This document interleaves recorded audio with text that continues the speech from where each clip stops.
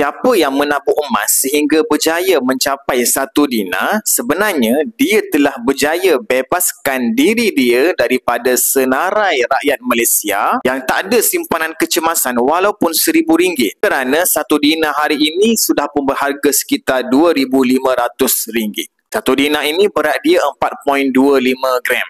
Nak dapatkan 1 dinar macam ini, bagi yang ada bajet sekitar RM2,500 sudah pun boleh terus dapatkan ia dengan kaedah full payment. Tetapi bagi yang belum mampu, tiada masalah, jangan risau kerana di Public Gold kita ada akaun emas Public Gold untuk kita menabung sikit-sikit. Bila gram dalam akaun emas kita sudah pun bertambah dan capai 4.25 gram dalam akaun, boleh terus kita withdraw kepada 1 dinar ini tanpa perlu tinggal baki minimum dalam akaun.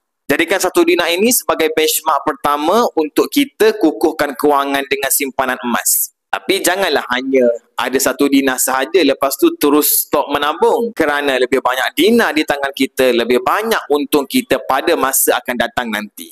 Nak saya bantu untuk mulakan simpanan emas? Boleh tekan pautan di profil ataupun terus hubungi saya. Nanti saya akan bimbing sebaik.